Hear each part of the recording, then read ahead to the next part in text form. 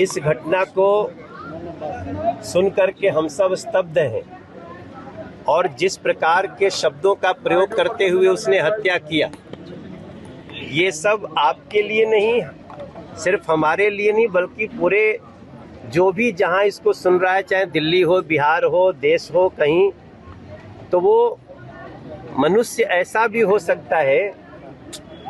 हम सब स्तब्ध हैं और आपको विश्वास दिलाते हैं।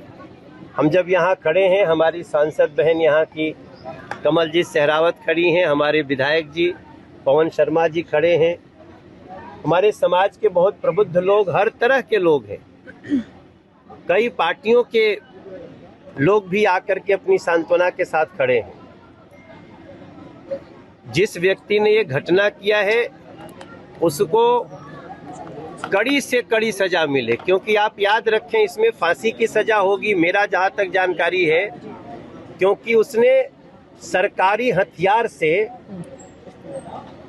उसने जिस प्रकार से एक निर्दोष व्यक्ति की हत्या की है वो देशद्रोह के अंतर्गत आता है। तो देशद्रोह का तो एक्ट ही बहुत खतरनाक है। आपने मर्डर किया है और मर्डर करके भागा है वो।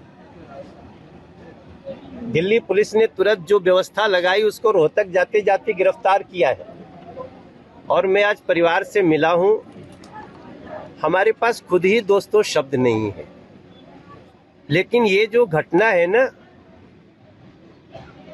इस घटना में हम सभी को परिवार के साथ खड़ा रहना है। परिवार से बात किया हमने, परिवार में उसका एक छोटा भाई है, उसकी 2 बहन है, एक बहन की दहेज हत्या में बिहार में ही उसकी हत्या हो चुकी है, उसकी बेटी 6 साल की अभी गोद में है यहाँ पे।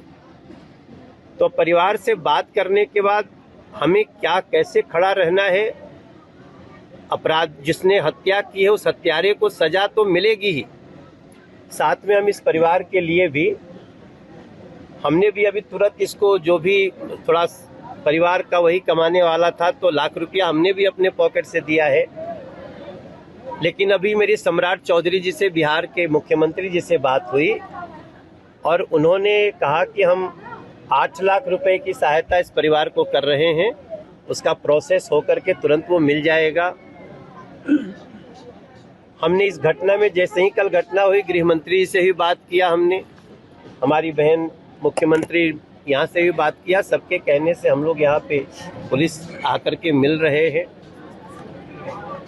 अब इस समय और भी कोई ऐसी बात अगर निकलती हो आप लोगों के बीच से जिसका हमें कुछ कंसर्न लेना हो तो आप हमारे कान में डाल सकते हैं। जीतन राम मांझी के द्वारा जो वक्तव्य दिया गया है उसको नहीं, वो आप कैसे देखते हैं? देखो, जीतन राम मांझी जी के वक्तव्य को किसी ने ऐसे गलत ढंग से एडिट किया है। देखो, कोई व्यक्ति इस तरह की बात कही नहीं सकता। उसका पूरा इंटरव्यू देखिएगा, उसमें नहीं जाना। वो खुद बहुत दुखी हैं और बिहार का जो भी व्यक्ति होगा उसका दुखी होना लाजमी है यार। दुखी क्या, वो हम आपके कैमरे के सामने, वरना अकेले में हमारी जो स्थिति है उसकी कल्पना कर सकते हो। और जो इंसान होगा सब रोएगा, उसका पूरा जिंदगी लुट गई इस परिवार की। लेकिन वो एक व्यक्ति है जो राक्षस है और उसको उसके किए की सजा मिलेगी, ये आप विश्वास। लेकिन सर, बार बार बिहारियों को जो है अपमान क्यों किया जाता है, चाहे वो सूरत हो, दिल्ली हो या कोई भी अदर स्टेट हो, बार बार बिहारियों को वहाँ पे अगर विकास किया गया होता तो आज ये नौबत ही नहीं आती। एक घटना कहीं भी हो और किसी के भी खिलाफ हो, किसी भी राज्य के व्यक्ति के खिलाफ, किसी भी कास्ट धर्म के खिलाफ हो, हम उस ऐसी किसी भी घटना के खिलाफ खड़े। हम एक सांसद हैं, हमारी बहन सांसद है कमलजीत, हमारे भाई, हम लोग, हमारी विचारधारा क्या है, हम सबका साथ सबका विकास वाले हैं। मगर जहाँ जहाँ भी रिपोर्ट होती है हम कड़ा एक्शन करते हैं। समाज को भी आज एक संदेश जाना चाहिए कि आपस में इस तरह का नफरत कोई पाल करके ऐसा कर्म कैसे कर देता है। तो हम बहुत दुखी हैं, इसमें हमें और बात करने में कुछ समझ में नहीं आ रहा है। आज हम इतना आपको विश्वास दिलाते हैं, आप लोग भी इस बात को बढ़ाइए कि कोई व्यक्ति, एक आदमी अपनी मानसिकता रखता है, उसके आधार पे समाज को संकट में डाल देता है।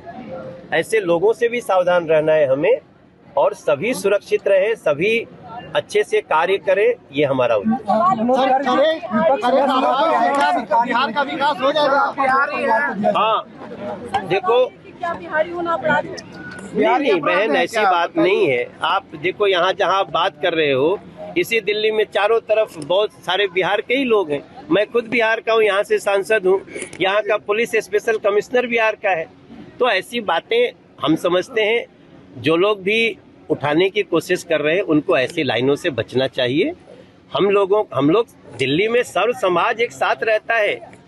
जो घटना करेगा वो अपराधी है और उसको कड़ी सजा मिलेगी। और जो भैया आपने कहा ना, इसमें हम इस परिवार के साथ, इसका जो छोटा भाई है, कल उसको हम एम्स में ले जा रहे हैं। उसको टीबी की शिकायत है, उसको स्वस्थ करेंगे और उसको नौकरी दे करके इस परिवार को खड़ा करेंगे।